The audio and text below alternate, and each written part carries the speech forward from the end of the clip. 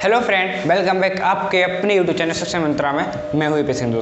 दोस्तों जैसे कि आप जानते हैं हमारा नी BSSR के लिए हमारा बैच चल रहा है। उसमें मैं आपको साइंस पढ़ाता हूँ। दोस्तों साइंस में हम पहला पार्ट फिजिक्स कर रहे हैं और दोस्तों इसके बाद केमिस्ट्री बायो भी जल्द से जल्द समाप्त कर अपना पूरा सिलेबस हम कंप्लीट करेंगे। दोस्तों ये मेरा वाला जो बैच है साइंस का जो सब्जेक्ट है ये NDA और एयरफोर्स दोनों के लिए ही इम्पोर्टेंस है, क्योंकि दोस्तों एयरफोर्स में फिजिक्स आती है 25 नंबर की और NDA में भी एक बहुत बड़ा पार्ट साइंस से आता है, क्योंकि इसमें फिजिक्स केमिस्ट्री और बायोलॉजी भी आ जाती है। ठीक है दोस्तों, कंप्यूटर साइंस भी आती है एक नंबर, उसको एक सवाल उसका भी आ जाता है। तो शुरुआत करते हैं दोस्तों उसमें हमारा चैप्टर चल रहा था ठोस एवं द्रव, और उसमें दोस्तों आज हम पढ़ेंगे श्यानता। श्यानता किसे कहते हैं? ठीक है, श्यानता होता क्या है दोस्तों? तो दोस्तों एक शब्द में आपको बता दूं, श्यानता द्रवों के मध्य एक ही द्रव की बात कर रहा हूँ, विभिन्न द्रव की बात नहीं कर रहा। एक ही तरल पदार्थ के मध्य उसकी विभिन्न परतों के मध्य एक ही तरल पदार्थ के उसकी विभिन्न परतों के मध्य लगने वाले घर्षण बल को ही श्यानता कहते हैं। क्या श्यानता क्या है दोस्तों? एक प्रकार का घर्षण बल है जो एक ही तरल के दो विभिन्न परतों के मध्य लगता है। ठीक है, तो इसको मैं लिखा देता हूं दोस्तों।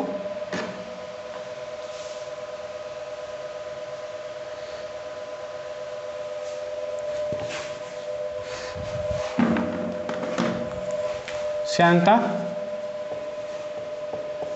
एक आंतरिक घर्षण बल है जब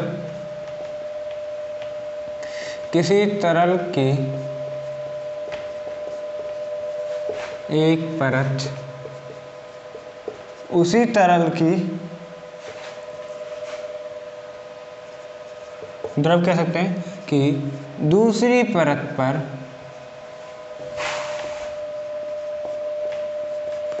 फिसलती है। क्या होगा दोस्तों? फिसलती है तो इसे श्यानता कहते हैं। इसे श्यानता कहते हैं दोस्तों। इस घर्षण बल को तो उनके मध्य लगने वाले घर्षण बल को उनके मध्य लगने वाले घर्षण बल को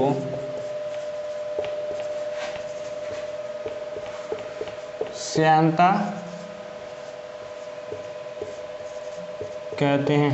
ठीक है दोस्तों, श्यानता कहते हैं। ये तो कि श्यानता की डेफिनेशन। अब आगे आइए। अब दोस्तों जो श्यानता है मतलब जो घर्षण बल है उसका परिमाण क्या होता है वो देखते हैं दोस्तों। इस जो घर्षण बल है इसका परिमाण क्या होता है, तो देखिए वो दोस्तों इसका परिमाण होता है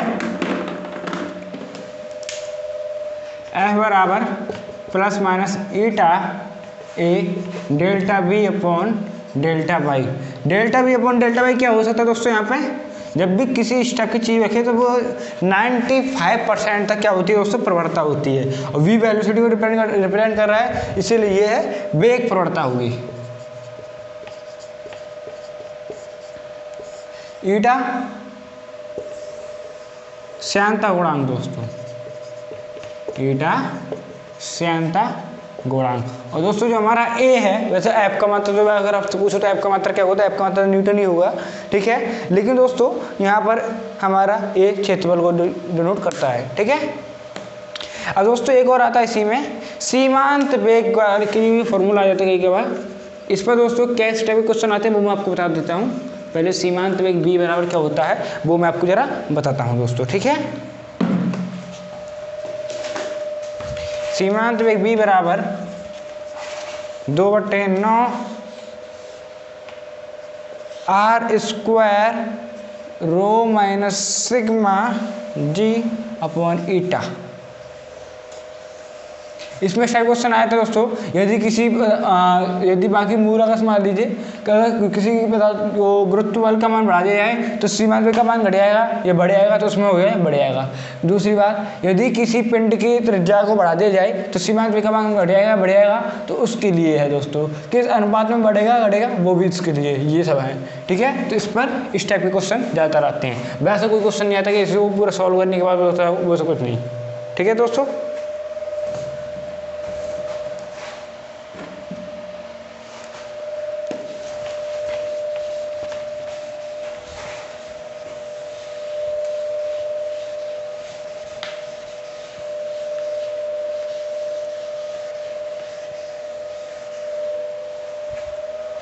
अगला है दोस्तों स्टोक्स का नियम।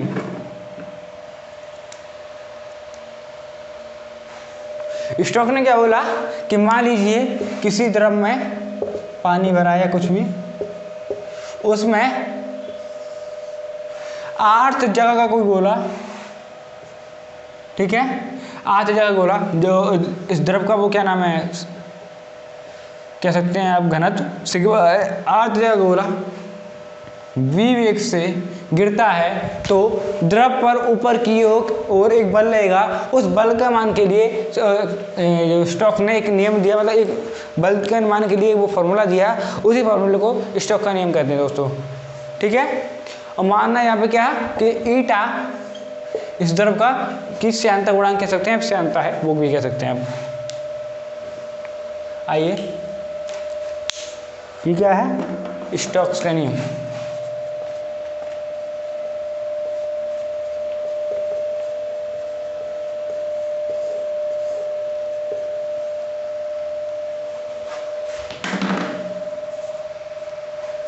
स्टोक्स का नियम, ये सब दोस्तों। ठीक है, ये सब तो आप समझ गए होंगे चित्र से, क्योंकि दोस्तों आपको ज़्यादा डेफिनेशन लिखने से आपको दिक्कत आएगी, और डेफिनेशन वगैरह में कोई खास नहीं होता। डायरेक्टली यहाँ से लिखिए, F बराबर जो बल इस पर ऊपर की ओर लगता है द्रव के द्वारा, तो उसके लिए मान क्या होगा 6 pi eta R V, 6 pi eta R B दोस्तों। ठीक है, ये क्या इसका मान है, ये है उस जो द्रव को ऊपर जो क्या नाम है उसकी गति का विरोध करने वाला श्यान बल कह सकते हैं, या फिर जो इसको ऊपर की तरफ ढकेलता है वो एक तरफ उस पलायन बल भी कह सकते हैं। ठीक है, इसकी गति का विरोध करने वाला श्यान बल। अगले भाई ये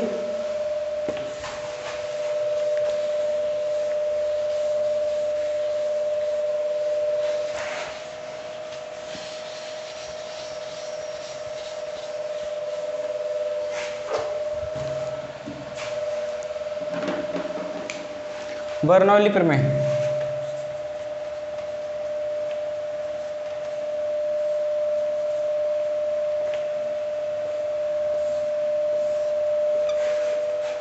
बर्नौली प्रमेय दोस्तों। ठीक है, बर्नौली प्रमेय क्या कहती है कि मान लीजिए कोई असंपीड्य द्रव या अस्वन द्रव, किसी मतलब असंपीड्य द्रव या अस्वन द्रव एक धारा रेखीय प्रवाह में गति करता है, अर्थात कोई आदर्श तरल एक धारा रेखीय प्रवाह में गति करता है, तो उसकी कुल ऊर्जा एकांक आयतन पर कह सकते हैं, उसकी कुल ऊर्जा नियत रहती है दोस्तों। कुल ऊर्जा में कौन सी, दाब ऊर्जा, गति ऊर्जा और दाब ऊर्जा, गति ऊर्जा और गुरुत्व स्थिति ऊर्जा, तीन ऊर्जा उसकी क्या होंगी दोस्तों, नियत रहेंगी। ठीक है,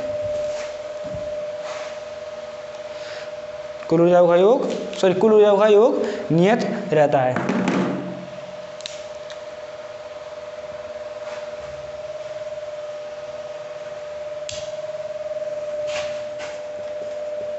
दाब ऊर्जा प्लस गति ऊर्जा प्लस गुरुत्वीय स्थितिज ऊर्जा नियत। ठीक है दोस्तों, अब देखिए दोस्तों, दाब ऊर्जा किससे डिनोट होगी और ये जो तीनों किससे डिनोट होगी वो मैं आपको बता देता हूँ दोस्तों। ठीक है, दाब ऊर्जा को एकांक आयतन में दाब ऊर्जा हमने मानी P, गति ऊर्जा एकांक आयतन पर हाफ ये P प्लस में होगा, रो वी स्क्वायर, ठीक है, और ये गतिज स्थिति हो जाए रो जी एच इक्वल्स टू नियत दोस्तों।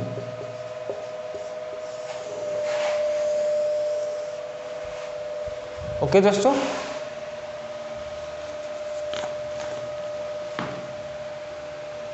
यहाँ तक हो गया। ये तो थी बर्नौली की प्रमेय दोस्तों यहाँ पे एक बात और है कि P प्लस रो जी एच कहाँ गया, इसको क्या कहते हैं, स्टैटिक दाब भी कहते हैं।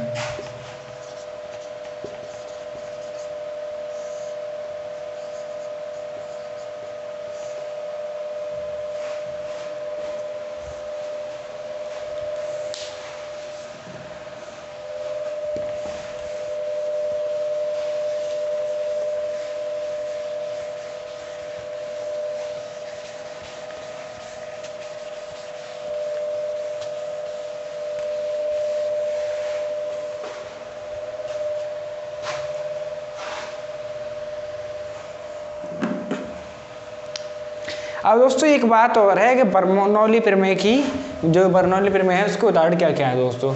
उसके दोस्तों कई उदाहरण हैं, जिनमें सबसे पहले मैं आपको बता देता हूँ कि जो बॉल को टर्न वाला उदाहरण होता है वो बहुत इंपॉर्टेंट है। मान लीजिए जैसे कि ये गोल है, ठीक है, ये मैसी की किक अगर आपने कभी देखी हो मैच में, तो मैसी यहाँ से किक मारता है, ये ज़्यादातर मैसी का काम है। ये मैसी को तो आप जानते होंगे, जब फुटबॉल देखते हैं तो मैसी तो आप ऑफिशियली जानते होंगे। तो जब मैसी यहाँ से बॉल मारता है तो बॉल कुछ इस टाइप से आती है, ठीक है, या फिर जाएगी तो कुछ इस टाइप से आएगी, कुछ इस टाइप से आएगी। तो अगर वो मार तो इस डायरेक्शन में रहा है तो यहाँ पे आनी चाहिए, ज़्यादातर मारते तो यहाँ पे आती, तो यहाँ पे आती है, मतलब जैसे किसी और ने मारी, खास कभी कभी नेमार भी मारता है तो नेमार की भी स्टेप से आती है, लेकिन रोनाल्डो जब भी मारता है तो रोनाल्डो की स्टडी होती है। तो अगर मारी मेसी ने यहाँ से गोल मारी तो बॉल तो यहाँ पर आनी चाहिए थी, लेकिन बॉल यहाँ पे ना कि यहाँ पर आई। पता क्यों दोस्तों, क्योंकि वो साथ के साथ जैसे इसने मारी ऐसे तो वो अपने ध्रुव पर भी घूमती रहती है। अब ध्रुव पर ऐसे घूमेगी तो ये दूसरी तरफ उसकी चाल में हवा में बदलाव आ जाता है, तो उसकी जो मतलब जो दिशा होती है, डायरेक्शन होती है, वो चेंज हो जाती है। ये दोस्तों बर्नौली की प्रमेय पर आधारित है। ये किस पर आधारित है दोस्तों, बर्नौली की प्रमेय पर आधारित है। अगला देखिए दोस्तों, इसके अलावा दोस्तों क्या है कि अगर कोई समीप में कोई बहुत बड़ी चीज़ आ जाए देखने, मतलब जैसे कि दो वायुयान, ठीक है, दो वायुयान क्या हो रहे हैं, उड़ रहे हैं। तो अगर वो जितने समीप में आ जाएंगे, उड़ते उड़ते समीप आएंगे, तो उन दोनों में दोस्तों क्या हो जाता है, आकर्षण पैदा हो जाता है। इसीलिए कहते हैं कि कभी भी वायुयान को आपस में मतलब पास पास नहीं उड़ना चाहिए, क्योंकि पास पास उड़ने में उनमें आकर्षण बढ़ जाता है। और आकर्षण से जानते हैं आप दोस्त, अगर वो दोनों एक दूसरे से टकराएंगे तो क्या होगा, तो वो तो आप जानते ही हैं। लेकिन उसके बाद दोस्तों जो ट्रेनिंग वगैरह दी जाती है एयरफोर्स वगैरह में, जैसे आपने देखा होगा कि एयरफोर्स जब ट्रेनिंग दी जाती है तो कोई इसके नीचे से निकल रहा है, कोई इसके बगल से निकल रहा है, कोई इसके टेढ़ा होकर निकल रहा है, तो बस उसमें कड़ी ट्रेनिंग की मेहनत होती है। ये दोस्तों एक दो दिन की बात नहीं कि एक दो दिन में किया फलाना दिखाना हो गया भाई, ऐसा कुछ नहीं दोस्तों। उसमें कड़ी ट्रेनिंग दी जाती है उनको, उसके बाद ये सब हैरतअंगेज कारनामे किए जाते हैं, ठीक है। इसके बाद दोस्तों क्या है कि वायुयान के पंखों की आकृति इस तरह से निर्धारित की जाती है, और तेज आंधी में जो घास फूस होते हैं या फिर टीन वगैरह होती हैं वो उड़ जाती हैं, वो भी बर्नौली की प्रमेय के उदाहरण हैं।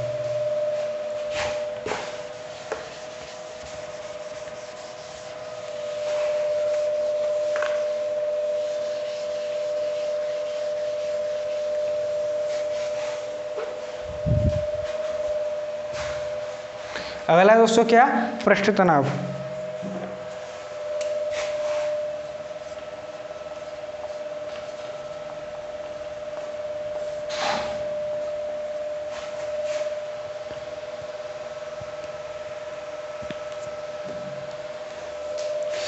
पृष्ठ तनाव क्या होता है वो मैं आपको बताता हूँ दोस्तों क्या होता है कि जो द्रव की किसी भी द्रव पदार्थ की सतह का सिकुड़ना ही पृष्ठ तनाव कहलाता है। सिकुड़ने की प्रवृत्ति, द्रव की सतह में सिकुड़ने की प्रवृत्ति को ही, जो द्रव की सतह जो होती है वो एक झिल्ली की तरह कार्य करती है, और उस प्रकार की झिल्लियों में सिकुड़ने की प्रवृत्ति होती है, उसको क्या कहते हैं दोस्तों, पृष्ठ तनाव कहते हैं दोस्तों।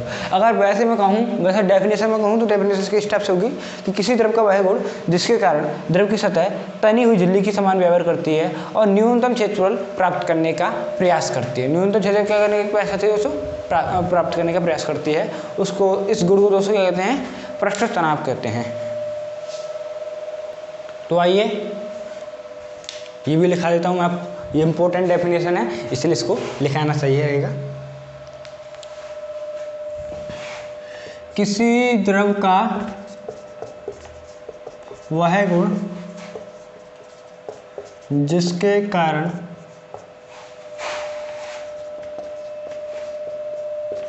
उसकी सतह एक तनी हुई झिल्ली के समान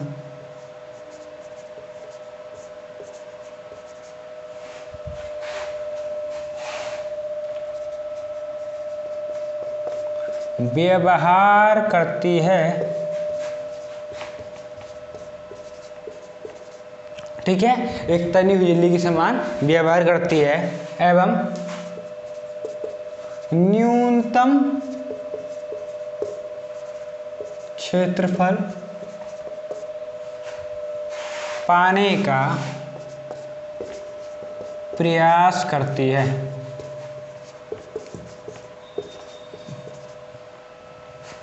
पृष्ठ तनाव कहलाता है। ये क्या है दोस्तों, किसी वस्तु का गुण है, ठीक है। पृष्ठ तनाव के लिए दोस्तों जो फॉर्मूला होता है वो ये होता है, S बराबर F/L, या फिर आप कह सकते हैं N/मीटर, इसका मात्रक होता है दोस्तों। इस टाइप से दोस्तों आप इसकी बीमा भी निकाल सकते हैं। बीमा निकालना मैं पहले ही आपको बता चुका हूँ दोस्तों। पृष्ठ तनाव का मात्रक N/मीटर होता है, या फिर इसका एक और फॉर्मूला है वो भी लिखा देता हूँ मैं, वो कुछ इस टाइप से है, S बराबर W/A, यहाँ W कार्य को एक क्षेत्र पर रिप्रेजेंट कर रहा है, इसीलिए यहाँ से J/मीटर², ठीक है। आप दोनों टाइप से इसका फॉर्मूला निकाल सकते हैं। ये इसका ऐसा ही मात्रक है N/मीटर, ये भी इसका मात्रक ही है, ऐसा ही मात्रक मान लीजिए इसको भी। ओके दोस्तों यह है क्या है, अदिश राशि। इसका विमेय सूत्र निकाल सकते हैं। विमेय सूत्र वैसे मैं आपको बताता हूँ, M/(T)-2 है इसका, यह है अदिश राशि है।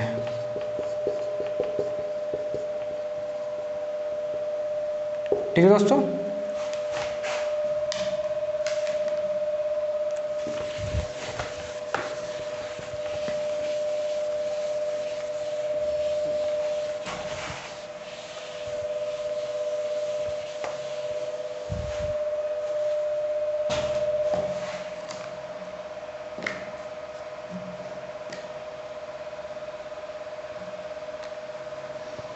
अगला आता है दोस्तों क्या, पृष्ठ ऊर्जा।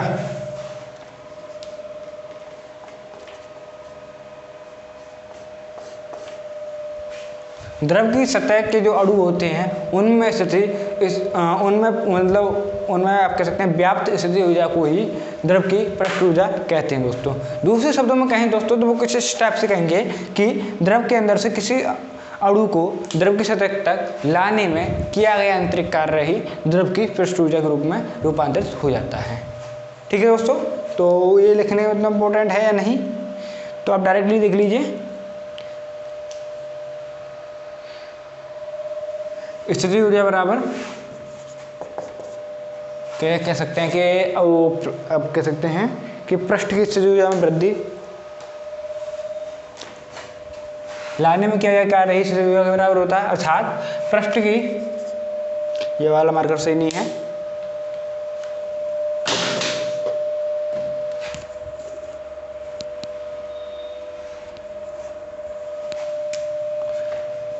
पृष्ठ की स्थितिज ऊर्जा में वृद्धि डेल्टा U बराबर किया गया कार्य डेल्टा डब्लू बराबर, आप यहाँ से कह सकते क्या, किया गया कार्य S इंटू ए दोस्तों। ये है गए पृष्ठ ऊर्जा के लिए फॉर्मूला। या फिर आपको लिखिए S इंटू डेल्टा ए, ज़्यादा बेटर होगा। S into delta A W और डेल्टा यू बराबर डेल्टा डब्लू, दोनों के लिए है।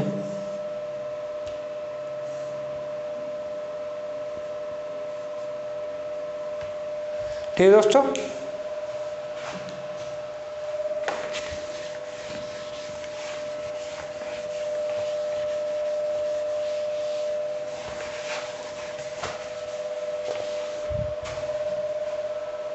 दोस्तों आपको एक एग्जाम्पल दिखाता हूँ। चलिए, आपने मान लीजिए किसी बीकर में आपने किसी बाल्टी में पानी भर दिया, ठीक है, और पानी भर के उसमें रख गए और गलती से बाल्टी में आप अपने तौलिया हल्का तौलिया का एक छोर डाल गए, ठीक है। तो क्या होता है कि वो तौलिया धीरे धीरे यहाँ तक, जो मान लीजिए इतना पानी भरा हुआ है तो इसमें बाल्टी में, और ये ऊपर का हिस्सा मतलब कि बहुत वैसा था सूखा हुआ, तो क्या होता है धीरे धीरे करके पूरी तौलिया में ही पानी आता है, मतलब पूरी तौलिया भीग जाती है। ऐसा क्यों होता है दोस्तों? तो दोस्तों ऐसा इसलिए होता है कि वो पानी यहाँ से चढ़ के यहाँ तक आ जाता है तौलिया के माध्यम से। दूसरा एग्जाम्पल देखिए, मान लीजिए आप दिया जला रहे हैं, दिया में इस टाइप से बत्ती होती है, ठीक है, बत्ती वैसे हमेशा बीच में लगाते हैं, मान लीजिए इस टाइप से बत्ती है उसकी दिया की, और दिया जल रहा है। तो कभी आपने सोचा कि दिया यार इतना तेल यहाँ तक है, इसमें दिए में तेल इतना है, तो ये जल के ख़त्म क्यों नहीं हो जाता? ये इतने ऊपर वाला भाग ये तो सूखा होना चाहिए, तो जल खत्म हो जाना चाहिए, लेकिन ऐसा नहीं होता। पहले वो पूरा यहाँ तक का तेल खत्म होता है, उसके बाद ये जलता है। ऐसा क्यों दोस्तों? कि वो दोस्तों तेल इसको ऐसे रुई को, यहाँ पे जो रुई मोटा सा होता है, इसको तेल देता है, मतलब तेल इसमें जाता है, फिर इसके माध्यम से फिर ऊपर इसमें जाता है, और ऊपर जाके दोस्तों यहाँ पर रुई न जल के तेल जलता है। शुरुआत में हल्की सी रुई जलती है, बट उसके बाद फिर तेल ही जलता रहता है। ठीक है दोस्तों, ये दिए गए एग्जाम्पल। अर्थात क्या दोस्तों, इस टाइप से जल का किसी पतली नली में ऊपर की ओर चढ़ना ही, इसको क्या दोस्तों विज्ञान की भाषा में कहते हैं केशिकात्व कहते हैं दोस्तों। क्या कहते हैं दोस्तों? इसको कहते हैं केशिकात्व। ठीक है, कि जो नली हमने मान लिया इसकी, इसमें नली है, ये भी नली है। आप किसी बीकर ले लीजिए, कोई बीकर में अगर आप कोई पतली नली डालेंगे तो इसमें पानी, मान लीजिए पानी यहाँ तक है, लेकिन पानी इसमें यहाँ तक चढ़ जाएगा, बीकर में खाते चढ़ जाएगा, वैसे नली में खाते चढ़ जाएगा, ऊपर तक चढ़ जाएगा। ठीक है, तो ये क्या होता है दोस्तों? ये होता है, डिपेंड करता है। मेन पॉइंट क्या है दोस्तों? ये है कि बीकर नली में यहाँ तक पानी चढ़ने की घटना को कहते हैं केशिकात्व कहते हैं।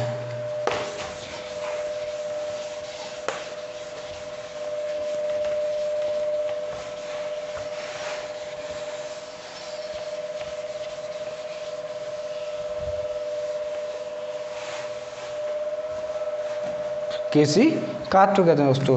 तो केशिकात्व किसे कहते हैं? केश नली में द्रव के तल से ऊपर उठने, और कुछ में क्या होता है नीचे भी गिर जाता है। मान लीजिए ये नली है, थोड़ी बड़ी बनाता हूँ, ठीक है, यहाँ तक पानी भर रहा है, सॉरी पानी नहीं, पारा भर रहा है। ठीक है, हमने इसमें नली में डाली तो यहाँ तक पारा आना चाहिए इस तरफ से, लेकिन यहाँ तक नहीं आके फिर उसमें इतना ही रह जाता है। इसका पता कारण क्या है? क्योंकि इसमें नीचे गिर जाता है, तो कुछ में नीचे गिरता है, कुछ में ऊपर रहता है। ये घटना दोस्तों जो ऊपर गिरने, ऊपर उठने, नीचे गिरने की घटना क्या कहलाती है दोस्तों? ऊपर उठने नीचे गिरने की घटना कहलाती है केशिकात्व कहलाती, केशिकात्व। ठीक है, ये घटना केशिकात्व कहलाती है दोस्तों। और दोस्तों इसके आगे मैं बता देता हूँ, पेड़ पौधे में, जो पेड़ पौधे में पानी आप देखे होंगे जड़ से ऊपर तक जाता है, पर ऊपर सबसे ऊपर जो मान लीजिए ये पेड़ है, तो इसकी सबसे ऊपर वाली चोटी है ना, मतलब जो पत्ता हुआ वहाँ तक ये पानी पहुँचता है दोस्तों। तो इसमें क्या होता है, हल्की हल्की बारीक बारीक नली होती हैं, वो जॉइंट करती रहती हैं एक दूसरे को, तो उस टाइप से उनकी वजह से दोस्तों पानी यहाँ से लेकिन यहाँ तक ऊपर तक जाता है। ठीक है, ऐसा पेड़ पौधे में होता है अक्सर। पेड़ पौधे में क्या होता है वो मैं आपको बता चुका। इस तरह से दोस्तों पेड़ पौधे में पानी आता है, ऊपर से लालटेन की बत्ती में मतलब कि मिट्टी के तेल में केशिका दिखाई पड़ता है, और जो स्याही सोखता पेपर है वो दोस्तों केशिका घटना के कारण ही स्याही को सोख लेता है। ठीक है दोस्तों, तो दोस्तों इसी के साथ ये वाला चैप्टर होता है समाप्त। उम्मीद करता हूँ दोस्तों आपको वीडियो पसंद आई होगी। वीडियो पसंद तो लाइक करें, कमेंट करें, शेयर करें, चैनल को सब्सक्राइब करके बेल आइकन जरूर दबा दें। मिलते हैं दोस्तों आपसे अगली वीडियो में, तब तक के दोस्तों धन्यवाद।